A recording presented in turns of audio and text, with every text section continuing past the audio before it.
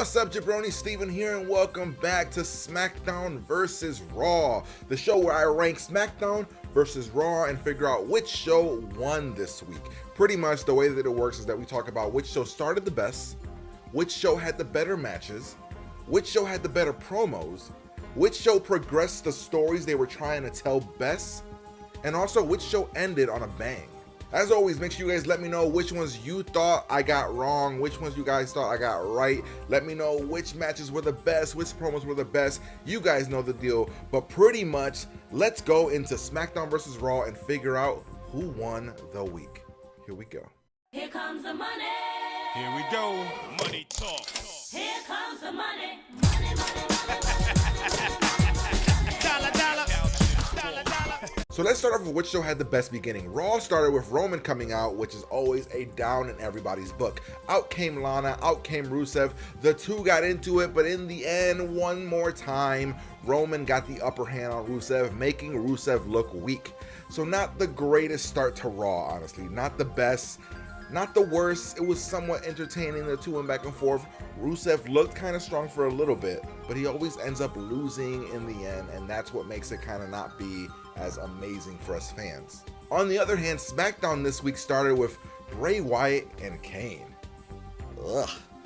Yes, it was interrupted by Randy Orton on the Titantron doing some weird upside down bullshit, but then Bray just decided to count himself out and search for Randy Orton.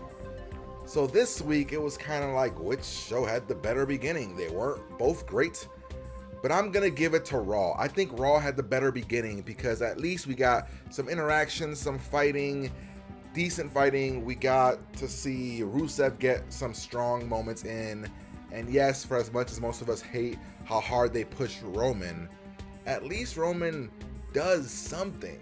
Kane is old, Kane doesn't do much for the story, and I get that they don't want Kane to lose because they're building him up, but Bray needs to win to feel relevant, and they didn't do that, so I'm giving this one to Raw. Now let's get into which show had the better matches for the night. First off, we had the amazing Sasha Banks versus Charlotte match on Raw. Talk about one hell of a match. Not the best one the two have had, but it was still an amazing match, had some great spots, super into that match. And then again, we had two cruiserweight matches which were top notch. Tony Nese and Rich Swann were amazing. Super on board for that. TJ Perkins versus Kendrick, yeah, I thought it was for the title, but it turned out not to be, but that was awesome as well. Beyond that, we had some forgettable matches that didn't really do anything for anyone. It made Sami Zayn look a little bit strong for beating Titus. The New Day and KO Jericho segment was fine. We had Gallows and Anderson beat up R-Truth or the Golden Truth. It was fine. But those three top matches were really must-see matches. Now, when it comes to SmackDown this week, there weren't any real matches, honestly. We had a Jordan versus one of the Usos, we had a Hype Bros versus Vaudevillains, and then the main event really was Swagger versus Baron Corbin. So in all honesty, is there really a question at who won this week's best matches? They go to Raw, because SmackDown didn't even try to do anything when it came to matches.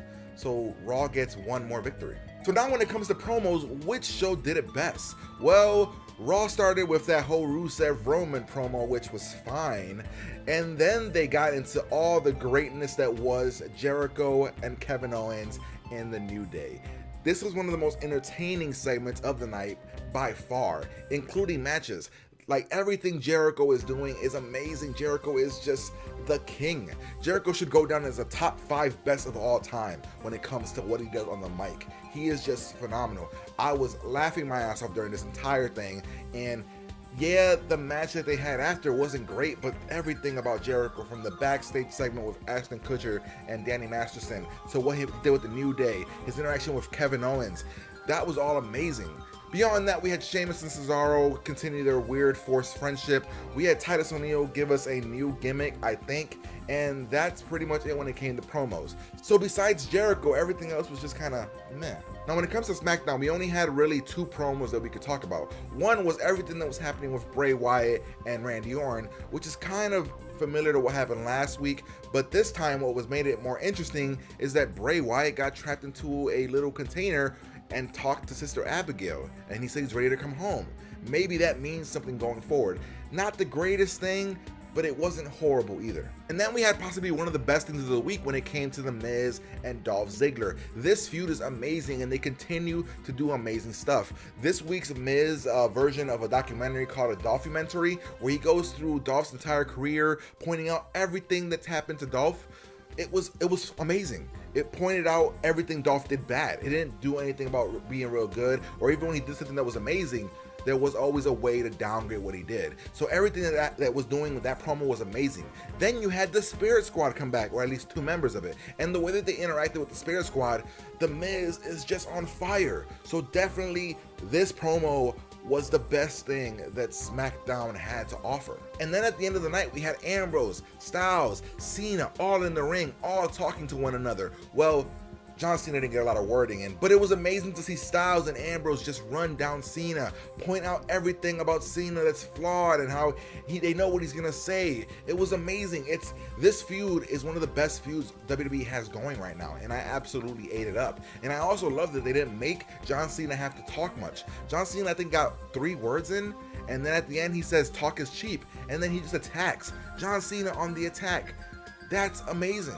So when it came to promos, I gotta give it to SmackDown. SmackDown is all about story, all about creating these amazing characters, and that's what they're doing. Bray Wyatt, Randy Orton, twisting it up, and then at the end having another twist. The Dolph Ziggler Miz thing making us care about a feud that a year ago we can give 2 shits about. And then also the promo between John Cena, Ambrose, and Styles was really good.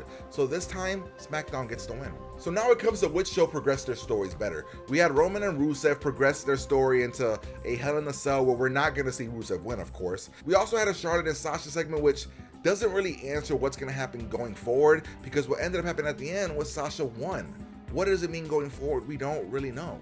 In all honesty, the best progression of stories that Raw had was everything that was happening with Kevin Owens and Jericho. Jericho mentioning to Kevin Owens that he's not going after his title, the New Day coming out and them interacting, Jericho and Kevin Owens going after the titles, and maybe that's going to mean something going forward. Then we also had the whole segment with Sheamus and Cesaro, where they keep winning, reluctantly don't want to be together. They're adding little things about how Foley's making them ride together. Foley is using them to vent how he's being degraded on Raw.